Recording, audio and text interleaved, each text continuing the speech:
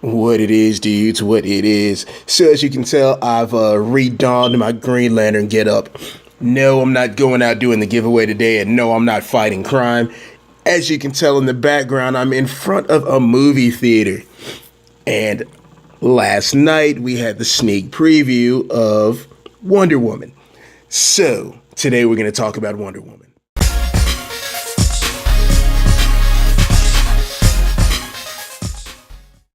So Wonder Woman in theaters everywhere now. This is the fourth installment from DC. Prior, we've had the Batman movies. We had Batman, Superman. We had the Superman movies. Now we have Wonder Woman as we work towards, hopefully, the Justice League movie. We also have Aquaman and Cyborg and Shazam coming also in the coming years. So Wonder Woman, for those of you who don't know, who is basically an Amazon goddess. She was sculpted from clay, and they actually mentioned that in the movie, which was a great thing. They really did a good job of keeping to a lot of the comic book story and arc. So Wonder Woman, this woman who was sculpted from clay, who was a child, she was the only child on this island called Themyscira. And so Themyscira is an island of Amazon women, no dudes at all. And Diana grew up watching warriors train. She saw her mother fight, and she saw her aunt train to fight. And so she had this infatuation with fighting. She really wanted to be able to do it too. And her mother was like, no, you can't do it. So her aunt secretly trained her and taught her to fight. And Diana was cold. As she grew up, she became to be the most skilled of the Amazons. Also, for those of you who know, who keep up with the comics, and Diana has also had bestowed upon her the power of all the gods. So she has Zeus's strength, she has Mercury's speed, etc., etc. Without giving too much away about the plot, the premise, an event happened. A World War I pilot ended up crashed on her island. And he told her of this great war and about this battle that was going on in a world outside of hers. And this is brand new to Diana because she had no clue that our world existed. Her island of Themyscira was isolated from the rest of the world, so she had no idea there was really anything else behind those, beyond her island, or behind where in the world that she was. So she hears this, she gets excited, and she agrees to help him fight his war. And she agrees to help him fight his war, not only from a desire to put an end to the war, and also because of her longing and her desire to fight, but also she had a hint or a hope that possibly this war was caused by the god Ares, which was an enemy that she was basically destined to kill anyway, or destined to fight anyway.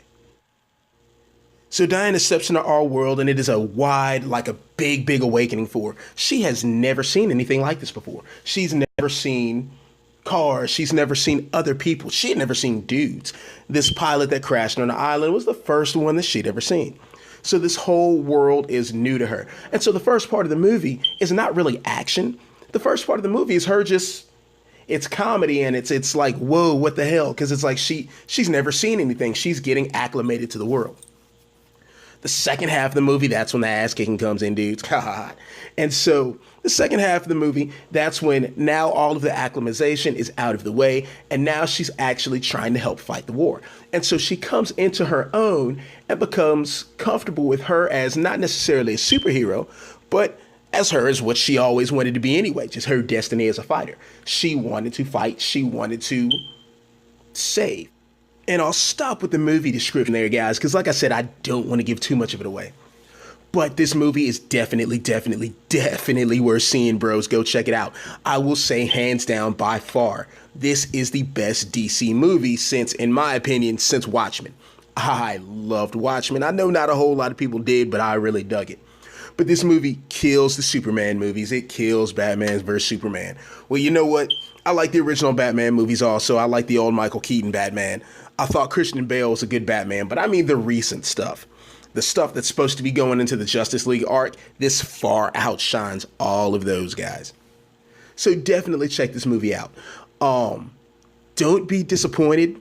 that there are no cameos, so you won't see Superman, you won't see Batman. However, there is a kind of interesting Bruce Wayne tie-in, and if you saw Batman versus Superman, then you'll get it. Other than that, you won't, because this is an origin story of Wonder Woman. But what you'll notice is she really doesn't need the cameos. I mean, those of you who keep up with the comics, you know she's kicked Superman and Batman's ass multiple times anyway.